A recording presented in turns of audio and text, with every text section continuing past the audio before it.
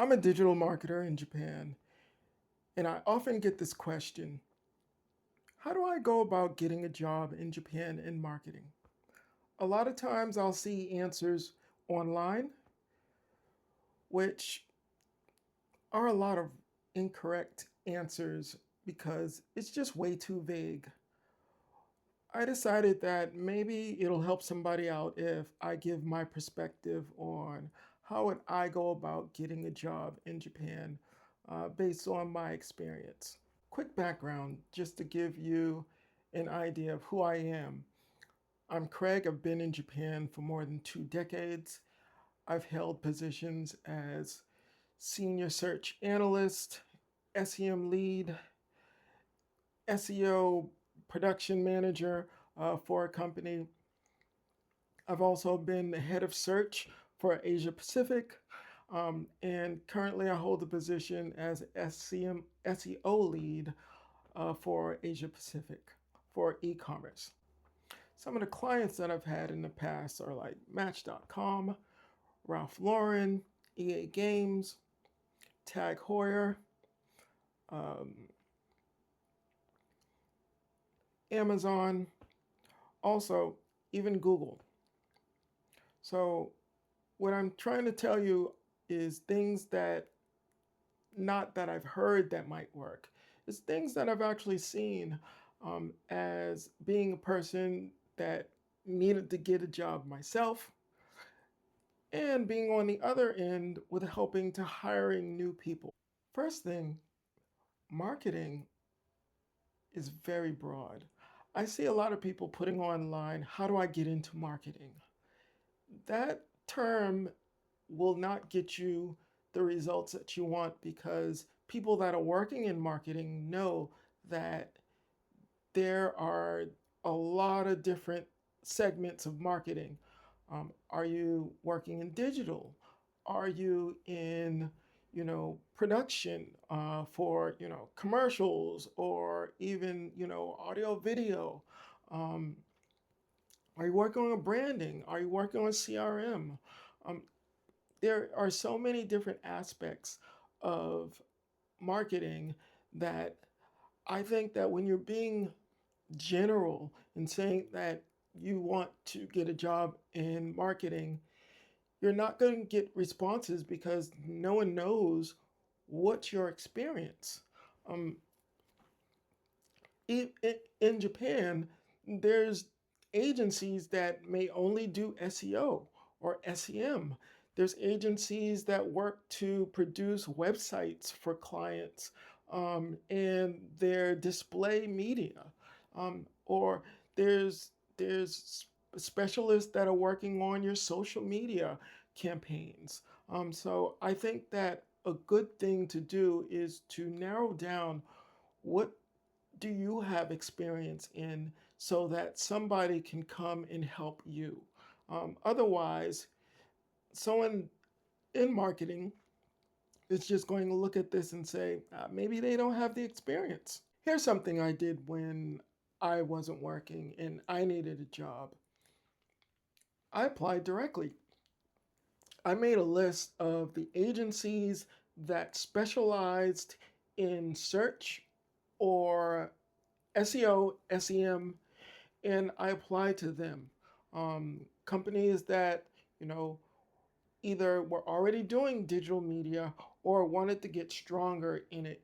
And I thought this would be a way for me to land a job. Second, I thought about the clients, the type of clients that are very digital savvy that may need somebody like me. And I applied through their websites. And truthfully, I did get responses. Um, you know, Out of sending, let's say, 10, um, I may have gotten like, 3 or 4, which is actually good. Some of them actually got back to me later after I found a job. But a good tactic is to think about your skill set and directly go and contact the companies that possibly could utilize somebody like you. Another way of finding a job is networking events. So, networking, referrals, That really comes in handy when you're trying to find a job. What I used to do is go to a lot of networking events in Tokyo, and this really helps if you are in the Tokyo area or could be there just to meet people. There's a lot of people in startups, there's a lot of people in gaming or other um, adjacent industries. So and sometimes I would just meet recruiters who themselves are trying to get other jobs. So you always go there and be yourself and let them know your skill set. Let them know that, hey, right now I'm not happy with what I'm doing right now, or I may be looking for something in the future. If you know anything, just let me know. Um, the background on why I'm recommending this is because I've had about maybe three friends that I used to know, and I've gone and just through meeting them through networking events, I got them placed in the company that I was working at. And when it comes to agencies, sometimes agencies get a big client and they need a lot of people real fast that are, in marketing with special, with different backgrounds. So when that opportunity came, because my agency got a really large global client, I was able to get three of my friends hired. Took about a little while, like 3 6 months, but yeah, it definitely happens. So and also, even the best job that I have right now that I love, I got that because my ex-colleague referred me, knowing that my specialty is search and SEM. So he got me that job by just referring me and saying, "Hey, yeah, I know a guy who really knows search very well." So let people know your strong points. Um, be open.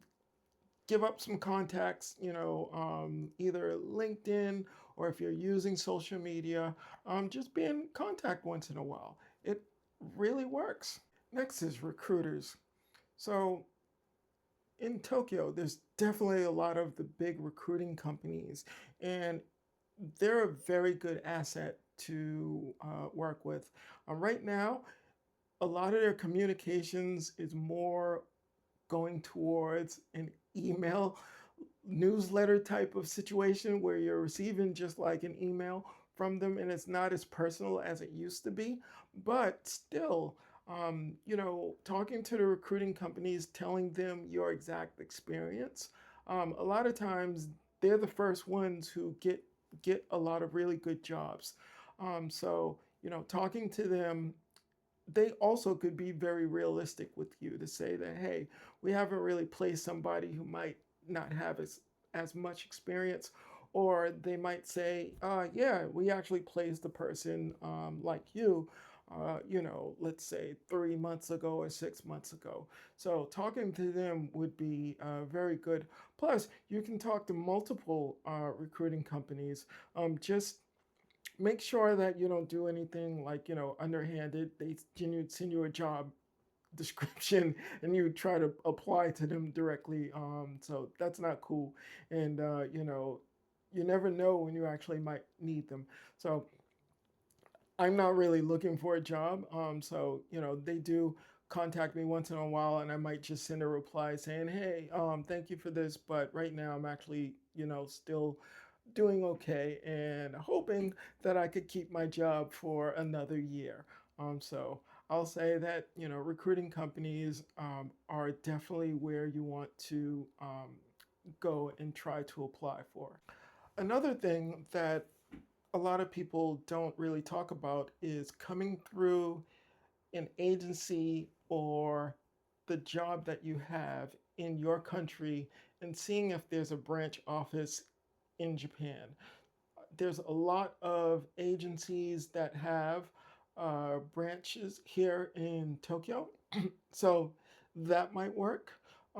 And if you're let's say if you're remote, you also could work in Japan through what's called a EOR, employee of record. So that's where maybe they don't have a big enough office, but you want to actually work here.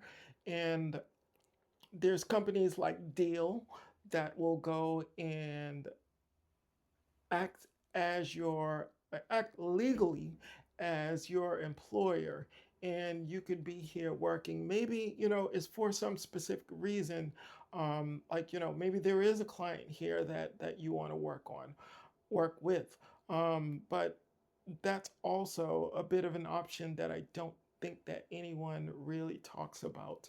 The fact that you could work in Japan under an EOR, especially if you're remote. But remember about the timing thing, where if it's US, it's like a 12-hour difference. If it's in like UK or whatever, their morning is like they're coming online in our evening. So just remember that you have to think about adjusting that time. Another thing that people generally don't know about is there's a difference between permanent and contract. So in Japan, you could be permanent, which is called seishine in Japanese, or contract, which there's a multiple different forms of being contract. It could be haken, it could be keiakushain, which means like a contract employee. But the thing is, in Japan, legally, you're still getting similar benefits as somebody working as a full FTE, full time employee. You may not get those stock options, but you still are working full time. You still are getting your health insurance paid, and also pension and any type of social insurance. So Japan has it baked into uh, like every employer has to make sure that you go through this, even if you're permanent or if you're contract or if you're working hakken. So that's a big difference. I think that some countries, realistically, if you're not a permanent employee, you're pretty much given the minimum benefits that they could. But that's not the case here in Japan. So, you know, a lot of good opportunities come with being contract, and I've done both. So, I'm just speaking from experience. So let's get into the resume. I think that when you're in marketing, you want to display what type of actionable achievements that you've had. What role did you have for that client achieving whatever goals that you and your team produced for that client? Um, I'd like to know that simply. Was it, you know, X amount growth year over year? How long did you work on that project? And again, what was your specific role? Another thing that I would point out is don't put too much private information on there. I would also look at that as a bit of a red flag. So I don't want to know about their specific sales numbers, and I've unfortunately seen that in a couple of resumes, and it's a bit of a red flag because that's that company's private information that they instilled within you, and you're not supposed to just put that on your resume and tell potentially what could be a competitor or another company, even while you're in interviews. I've had companies that were competitors of where I was at ask me to interview with them. And I realized quickly that the questions were mainly to find out why we were successful and what could they do. At the end of it, one of them actually said, "Well, we actually don't have a job. We just wanted to, like, talk to you." So I'm glad that I have I'm glad that I have, the knowledge to not disclose anything, that's not public, and not to give them too much, even if it means me not getting a job. Because if I'm spilling everything about where I'm at now, shouldn't that employer think that I'm going to do the same thing to them? So I'll say that, with your resume, please make sure to keep it, concise. Uh, Give good information on your achievements, and how that translates into the new company and what you could actually do for them. Since I'm in digital marketing, specializing in paid search or SEO, another thing is tool use. So, for example, if you when I had a couple of job openings in the past. I went and asked for people that were familiar with using Google Ads. And, you know, I was interviewing quite a lot of variety of people. But the reality is, sometimes there's tools that the average person doesn't know about, that are more enterprise focused or big agency focused. So I would ask them questions about, what kind of tools did they use. Saying I use Google Ads to, manage my to manage my ads, and then I would go into depth into asking them about that, and quite a few could not answer basic questions back to me, which made me realize that they actually really are not doing the operations themselves, and did not know too much about Google Ads and using search. At the time, it was Google AdWords. But, after Google Ads, there's also a higher level of enterprise tools such as Search 360, which it's really something that it's very high end by Google, for very high ad spends. So that is like one of the specialized tools that not everyone knows how to use, but is um, a very sought after skill to have, with if you're in digital marketing. So I say, list down those tools that you're using. Um, Also, it could be other tools that, are you familiar with using, SQL, or BigQuery, um, or the equivalent on other platforms.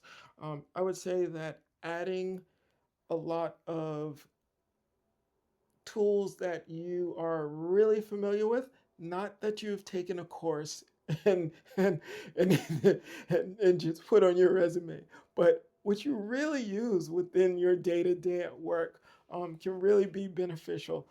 Because if you just take a course and jot it down there, you really don't have that experience yet. So it sort of sucks if you got the interview, you're talking, and then they would like to know, you put on there, well, I got this certificate in SQL, and I use it a lot. But the reality is, you just got the certificate and you studied it from a Udemy course or something like that. And then somebody goes and asks you about, like, okay, we have this query right here. How would you go and attack it? And how would you do? How would you go and make your query to be efficient for this? And If you've managed SQL, you could probably even talk through the steps that you would do. But if it's just through a course, you may not remember. So, put down those tools that you really, really have worked with. It could be beneficial for you. One more thing that's really big right now is being AI savvy. I think that this is more important than a lot of other things right now to a lot of companies because they want to know, if we hire you, do you understand AI, and are you someone that could utilize it for our benefit? Now, I know that a lot of people think, okay, AI is going to take over our jobs, but you also have to think that AI is meant to support us for our roles so that we could work more efficiently and produce more and actually, do better for the company. And a lot of companies are looking at this as hiring people who can understand and perhaps level them up a bit more, uh, even in digital marketing. Now, the reason why I'm putting this in a video about Japan is because a lot of the AI tools out there are actually English based first. So you may have a bit of an advantage when companies realize that, wow, have you actually built things? Could you show us? Could we utilize this internally? Could you help with that? So I would say that, putting what you've done with AI, what you've built, how you've utilized it at work or in your specific role could be a really good advantage. So the last thing that I want to put in this video is, please visit first before you decide. So if you decide that you want to come to Japan to work, or you're here visiting, or even other cities, make sure you see that place first. Um, Sometimes people, fall in love with the idea. They sometimes get homesick.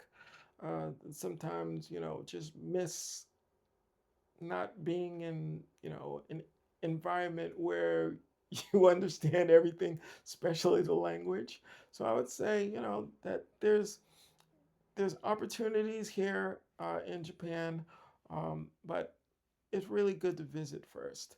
And this video is pretty, generic on what I would do, what I would look for. But I'm hoping that somebody takes this video, looks at it, and that it adds to your value in making you ready and making you actually, land the job out there in Japan. Okay?